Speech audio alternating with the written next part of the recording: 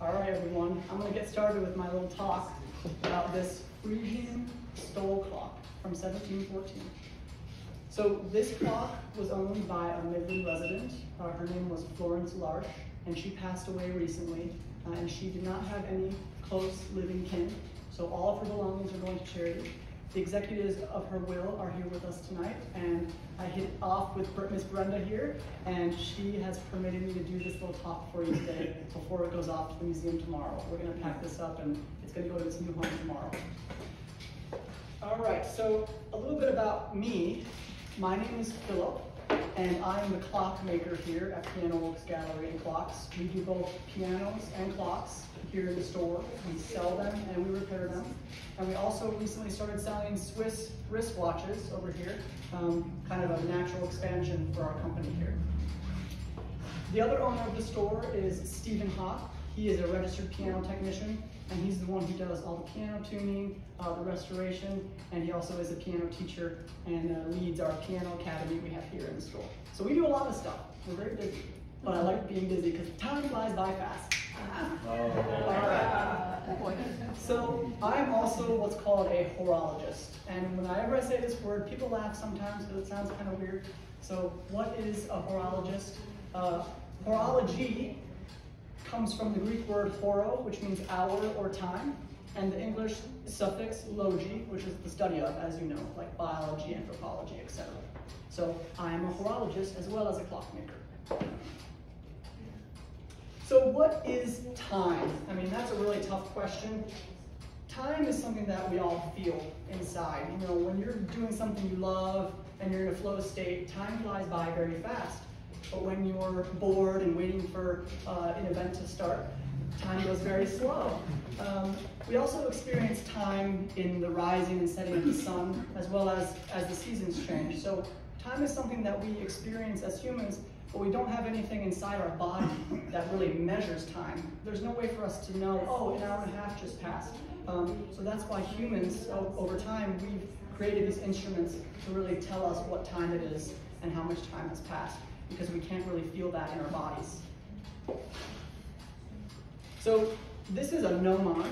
This is the first timekeeping tool. This is an ancient Egyptian tool. We have evidence that we've seen these in 3000 BC. And basically what it is it's a stick in the ground.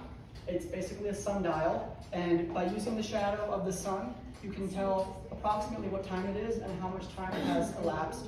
At high noon, the shadow is the shortest. So it's kind of a rough timekeeping device. And there is evidence to believe that humans have used this for over 10,000 years. Then it evolved to a sundial, which you've probably seen and heard of. This is basically a gnomon with numerals around the side, and the curved edge actually makes it easier for us to read the sundial because it tells us which side of the shadow we're supposed to be reading. With the gnomon itself, you do need to read a certain side of the shadow, and if you read the wrong side, you get the wrong time. So this curved part was added on to make it easier to read the sundial. There are also some interesting timekeeping devices that humans used as well. This is a candle clock here. This is a water clock. And then down here, of course, we have an hourglass or a sand clock. Now these devices don't tell you what time it is, they tell you how much time has gone by. So with the candle, whoever made it knows how long it takes to burn down, and they've made these tick marks so you can know how much time has passed.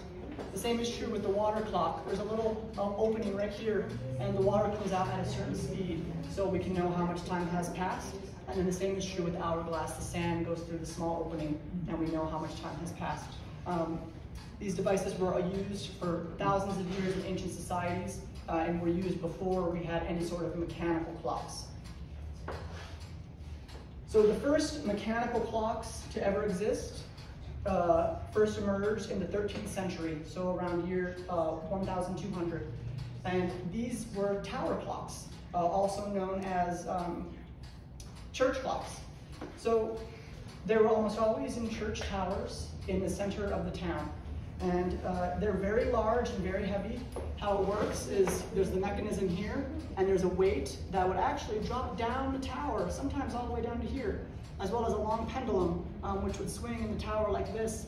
Not quite this long, but usually from here down to here. So that's why the tower was so high. It had to have the weight go all the way down, and the pendulum had to be very long. So these were in the center of towns, like I said, and they would gong on the hour, and this would tell the people in the town what time it was. So this was the first introduction to a concept of time to humans. They would hear the bells and they would know what time it was, and they no longer could have an excuse for being late to church because the time was on the church. This really did change the way people. Yes? What country was this developed in? So I'm going to take some questions at the end. I can mention that at the end. Yeah, that's all right. Okay. This really changed the way people lived because before they relied on the sun to know what time it was. And in many European countries where these were founded, it was often very cloudy, so they didn't know what time the sun was saying it was. So having a clock tower where they could hear the time really did change the way that humans lived their lives. So the first clocks emerged in private homes in the 14th century. And this is an example of one of those clocks. This is called a lantern clock, and it's powered by a weight here. And if you compare it to that of the tower clock, you can see it's very similar. There's a weight that pulls down and a pendulum, and this is just a smaller version here that would hang on the wall. At this time in the 14th century, this would have been very expensive for someone to buy, so only the elites would have these in their homes. The peasants would still rely on the clock tower to know what time it was. But the wealthy elites could have this in their home, and they would wind it every day by pulling the chain. And this design actually has still persisted. I have a little lantern clock here for sale. This is a new one that they still make, but this design really has persisted with the bell here and the little feet. So it's kind of a cool thing to know that this design has been continuously made all throughout history.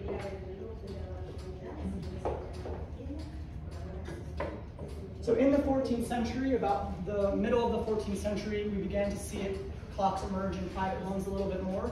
It still was very expensive because everything is handmade. Everything was hand fabricated, hand cut, hand drawn, hand painted. So they were still quite expensive, but we began to see them emerge in private homes around that time. So in the 17th and 18th century, that was the most important time period for a push for timekeeping because of ocean navigation.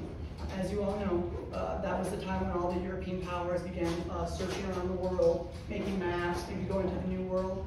And these timekeeping devices were really important in those endeavors because if you don't know what time it was, how would you know how far you traveled? And it was really easy to get lost and get confused when creating maps if you didn't know what time it was. Now the issue is that all the clocks we had at this point were pendulum clocks, like this one here, and the various grandfather clocks you see. And if the boat is to move like this, the pendulum is going to swing and the time's going to be way off and it's not going to work. So that was a really big issue. How do we keep time on our big ships? So around this time, they created what's called the hairspring here, and this is like what's in a watch. This is a tightly wound piece of metal with a disc, and it rotates back and forth like this. It can handle a little bit more movement, but still, it was not perfect on a ship because of the rough conditions. You know, the water, the temperature change, the cold, all that stuff really impacted the clocks. And so really, there was a push to try to get someone to invent a clock that could be used on a ship. And that was where the marine chronometer was invented. There was a gentleman named John Harrison who invented the marine chronometer. This is an example of his first design here. And the purpose of this is that it can withstand the rough conditions of the boat, and it can also be used in conjunction with the stars to know what longitude you're at. So it has multiple purposes, and really was a game changer in terms of navigating the oceans. One of these chronometers would go in the center of the boat, so it would have the least amount of movement in the center of the boat. So this kind of brings us to the era that this clock was made. This clock was made in 1714, and this is called a Stoelklok.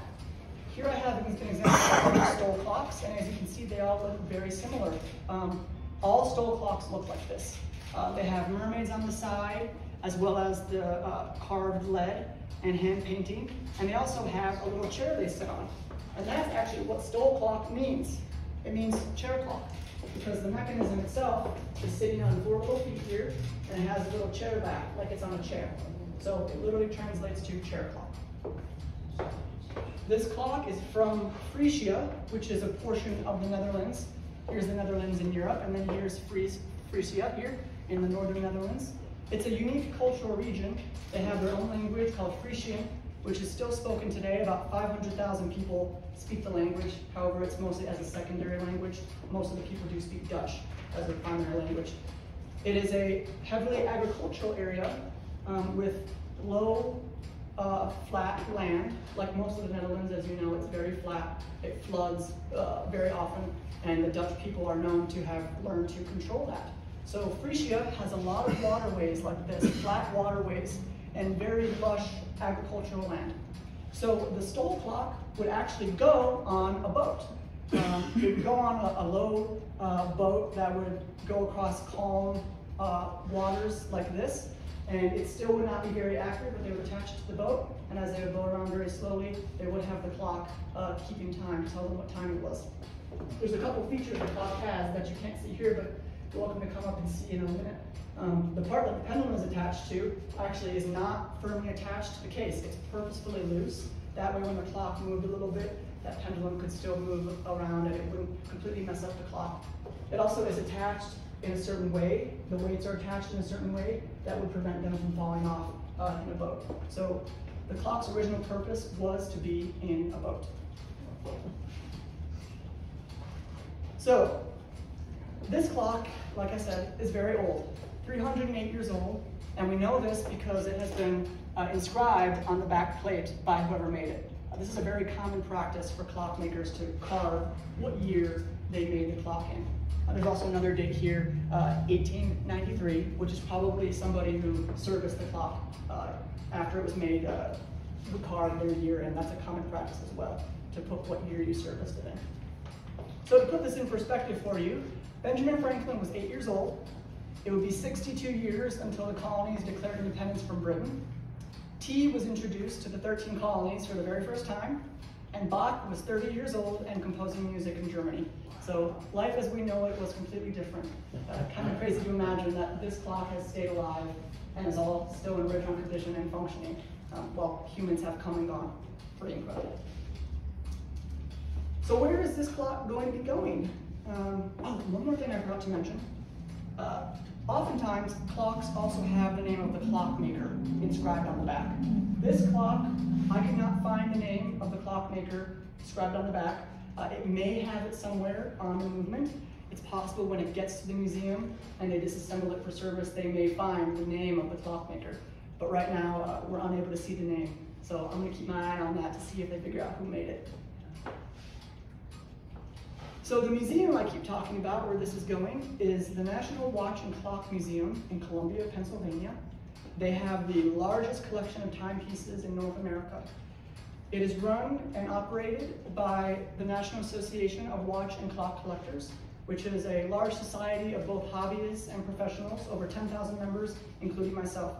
It's a non-for-profit organization that is promoted to keeping orological history and practice going. All right, now I'm gonna dig into this clock. This is where it gets real fun. That was just the history. Now we're gonna talk about this baby here. So, the most interesting part, in my opinion, about this clock is the provenance. We know who owned this clock and when throughout its whole life. So while we don't know the maker, we know the first family who owned the clock, and they commissioned the clock. They were called the Gross family, spelled G-R-O-H-S, and they were a German farm family. This is an example of what their farm may have looked like. Their farm would have been just across the border from Frisia, not too far, just in northern Germany. And this clock would have been commissioned by the family, and it would have been very important to the family for two reasons. Number one is it would have been very expensive to get this clock made. It's all hand done, and so it would have not been cheap for this family. It would have been a big investment. They would have had it displayed very prominently in their home, maybe in the entryway or the living room, for all guests who come to see their beautiful, custom, expensive clock.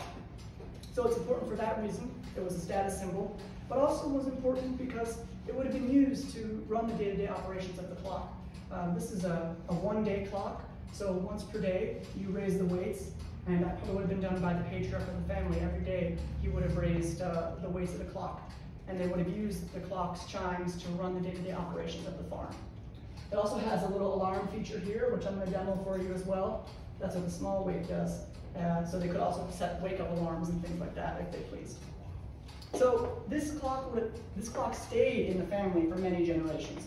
This was typical for these German farms. They'd be passed down from generation to generation, and all the furnishings would also be passed down. So for many years, I'm thinking probably 100 years or so, this clock stayed in that family. However, then there was one of the Gross decided they didn't want it anymore. It's possible maybe the farm went away and it was sold, but the clock was sold by a Gross to a man named Harm Elitz, who was a German man, and he owned it for a little while and then sold it to a man named Hermann Jansen Sr., who lived in Whitman, Germany. So it passed hands a few times after that. So it was in the Gross family for quite a while, and then it passed hands a few times. It went from Harm Elitz to Hermann Jansen Sr., and then Hermann Jansen Sr. sent it to his son, Hermann Jansen Jr., who lived in Nebraska City, Nebraska, and this happened in the 1930s. And we have these really interesting documents here. So the father shipped it overseas through New York to his son, who had a store in Nebraska City, Nebraska. Here, this is the document of it going through the port. It cost $8.50 to ship, and it was done on April 12, 1932. And you can actually payable in gold. So you could pay your bill in gold if you wanted. Then we also have an original newspaper clipping about the clock when it arrived in Nebraska. This clipping is from 1932. And there's other documents that are along with the clock that document the provenance, which is a really exciting thing. And that's partially why I wanted to do this event and get some coverage, because I would love West Texas to get a mention in this clock's history before it goes away. All right, so it went from Hermann Jansen Sr. in Germany to Hermann Jansen Jr. in Nebraska City, Nebraska. He had a store. He had a jewelry store. And he sold it to a man named Napoleon Bonaparte L'arche. Now, he went by NB for obvious reasons, but his name was Napoleon Bonaparte L'arche, and that was Florence L'arche's father. He was from Nebraska City, Nebraska, and he most likely purchased this clock from the store there. So now it's in Florence's family. And he moved down to Texas. They moved down to San Angelo. He was involved in oil exploration. And Florence, who is N.B. L'arche's daughter, was born in San Angelo. She was born in San Angelo in 1929. This is Florence here. She moved to Midland in 1934, so she was 5 years old. She moved to Midland, and she went to Midland High School. So a West Texas born and raised girl. She left for a little while. She went to school out of state. But like a good West Texas lady, she came on back down and got a job with Humboldt Oil and Refining Company, which is now ExxonMobil. So she worked with them for a few decades and took early retirement. She was very involved in the community, but she did not have any kin. And so when she passed, this past February, all her belongings are going to be going to charity in a very generous last act. So her various belongings are going to other charities. And this clock, of course, is going to the NWCC Museum. All right, so kind of moving back to the clock again, I'm going to discuss the various designs of the clock with you all here. It's very ornate and done, as you can see. So all the painting and gilding on this clock is all still original. It's never been repainted or touched up. So what are the various pictures here? So at the top here, this crest we see, this is the Gross family crest. So they commissioned the clock. They had their family crest put prominently front and center on the clock. Next, we see a picture here, and that's right here. And y'all are welcome to come up and take a closer look at this after the talk. We see a picture of two ladies with some very big, luscious-looking fruits and some flowers. Now, I have done some deduction myself, and I believe this must be two of the Gross women with their very well done crop. If I was to commission a clock of my family, I would want my wife and daughter on there. So I'm going to just assume that these must be two Gross women painted on the front of the clock. We also have two mermaids here on the side. Now I mentioned this earlier, the mermaids are a common motif on these Dutch Stoelkloks. All Stoelkloks have mermaids. Why mermaids, you ask? Well, there's a couple of reasons. So mermaids are, of course, a sign of antiquity. mermaids were very common in Dutch folklore. And if you think about how their landscape was, they were very intertwined with the water. The flooding and the canals really determined their quality of life. So you can understand why they would have mermaids in their folklore. Now, the interesting thing is, mermaids were not really a good thing. They were usually pretty scary in folklore. They were like sirens. The stories were often about men being lost at sea and lured by a mermaid to die, things like that. So the fact that it has it on the clock, I don't exactly know why, but we do know that that's a common symbol of antiquity and of the region. So what else is on this beautiful clock? So all of these decorations you see around here, this is all hand-carved lead with gold paint on it. So there was a previous newspaper entry that said it was bronze. That's actually not correct. This is lead with gold paint on top. And it's all hand-carved, so a very laborious proposition. It would have taken an artist quite a while and a lot of skill to really do this. So there's quite a few images that are carved on. We have lions here on the top, a couple more mermaids here. Here we have two cherubs that are flanking their family crest. We have some birds, which could potentially be a parrot or maybe a peacock. We're not quite sure. And beyond that, we have other fleur-de-lis around, just to make it look very extravagant and fancy for all the guests who came into their home to see how fancy and wonderful this family was to have this exquisite timepiece. All right. So this is the part that interests me the most as a clockmaker, is the gears. So this is the clock's movement here. This is a picture of the clock. And this is all handmade, hand-forged and hand-carved. So if you get up really close to the movement here, you can actually see lines where it was cut and it was filed down. And this would have been hand-forged by a clockmaker. So again, that adds to why it was so expensive. This clock has what's called a spindle escapement, which is the first type of clock escapement ever made. And this is the escapement up here. The escapement is actually the part that you hear ticking. It's a wheel that spins, and the pendulum catches and releases this wheel. And that's the sound you hear, is the wheel being caught and released over and over. So this is a basic schematic of how a clock works. I'm going to just give you guys a quick introduction of how a clock works. So it's powered by gravity. We have a weight here that is attached to the first wheel. So gravity pulls the weight down, and as it pulls it down, this first wheel turns. That wheel, the wheels attached to the pinion of the next wheel, then it's wheel to pinion, and the gears all move because of the weight being pulled down, all the way up here to the escapement. Now, if I were to take off this verge here and take off the pendulum, it would just go, the weight would just go, and would hit the floor very fast because there's nothing preventing all that energy from just being released. So we have the escapement here that swings back and forth, and it catches the wheel, and then it releases the wheel. And it catches the wheel, and it releases the wheel at whatever speed we desire. So that's how we prevent the clock from spinning out, going to the bottom, and also how we control how fast or slow the gears turn, using that escapement up here. And that is all, and the escapement speed is controlled by the pendulum, which we can raise and lower the pendulum bob to shorten or lengthen the pendulum, which makes it go faster or slower. So that's why clocks were sometimes called regulators, because we would regulate the speed using that pendulum. So that's a really basic introduction to how a clock works. I'm not going to get into all the really specific stuff. If you'd like to visit me after, I definitely can do that for you. But that's a general introduction for you. All right, so now I'm going to demo the clock. So like I said, this is a once-a-day clock. So someone would have had to wind this once per day. And you wind it by pulling on this chain here to raise up this large weight. Now this large weight controls both the time, so the ticking, and the strike, so the gong. The chain goes up into the movement, and it's attached over a sprocket here. Move back to this. You can see here, here's the chain over the sprocket. And so as the weight pulls down, it pulls that wheel down. So this is an interesting thing about this clock, is one weight actually controls two parts. On these grandfather clocks you see here, we actually have 3 weights. Each weight is individually controlling one part. But on this clock, the one weight controls both the time and the strike. This small weight here is actually an alarm feature. So to raise this, I did a similar thing. I pulled the chain to raise the alarm.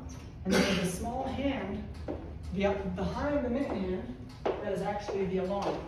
So when y'all come up to see this at the end, you'll see there's a little hand here, and there's little numbers, and you can set what time you want the alarm to go off. So I'm going to demo the clock for you all now.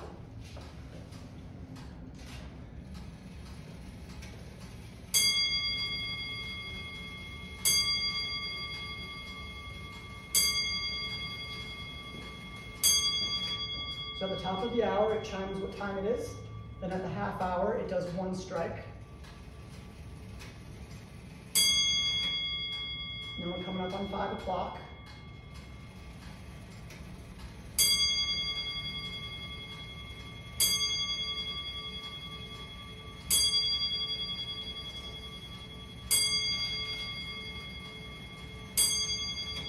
And here in just a moment, you'll hear the alarm. There's the alarm. So, and that will keep going until the bob reaches the top. So, if you don't want the alarm on, you leave it off. Just don't pull it, because that would happen every day.